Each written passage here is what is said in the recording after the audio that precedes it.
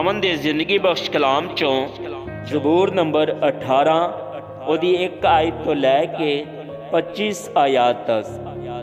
ऐ खुदावंद, ऐ मेरी कुवत, मैं तेरे नाल मुहब्बत रखना वा।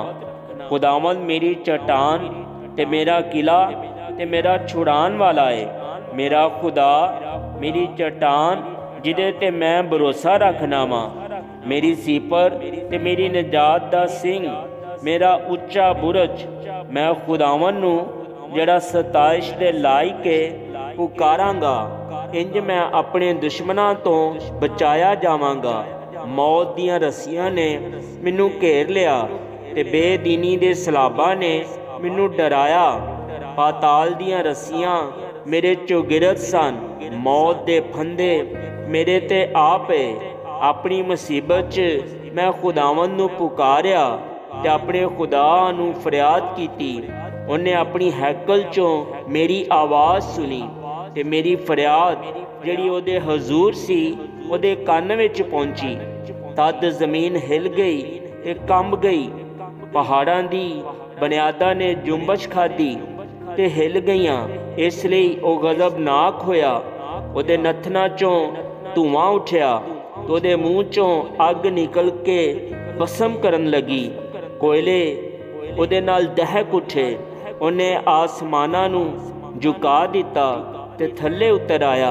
ओदे पैरां थल्ले गहरी तारीकी सी। ओ करूबी ते सवार हो के उड्या, बल्कि वो तेज़ी नाल हवा दे बाजुआं ते उड्या। उन्हें जुल्मत यानी अबर दी तारीकी ते आसमान दे दिलदार बादलां नू अपने चौगिरद, अपने छुपन दी जगह ते अपना शामियाना बनाया। ओदी हजूरी दी झलक नाल ओदे दिलदार बादल फट गए। औले ते अंगारे ते खुदावंद आसमान च गरजया। हक ताला ने अपनी आवाज़ सुनाई। औले ते अंगारे उन्हें अपने तीर चला के उन्हां नू परागंदा कीता, बल्कि ताबड़ तोड़ बिजली दे नाल उन्हां नू शिकस्त दिती।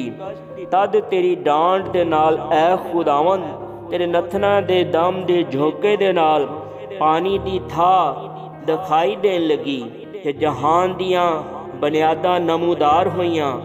उन्हें उत्तों अपना हथ वधा के मैनू थाम लिया ते मैनू बथेरे पानी चों खिंच के बाहर कढ़िया।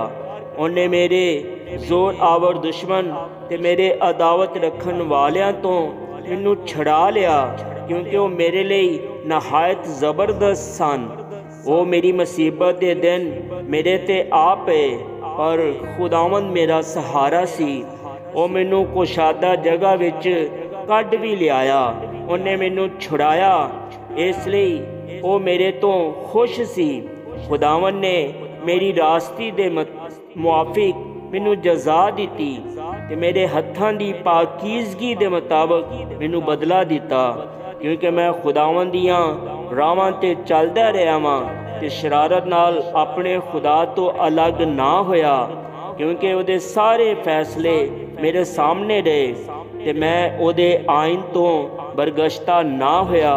मैं ओदे हजूर कामल भी रहा ते अपने आप नू बदी तो बाज रखिया।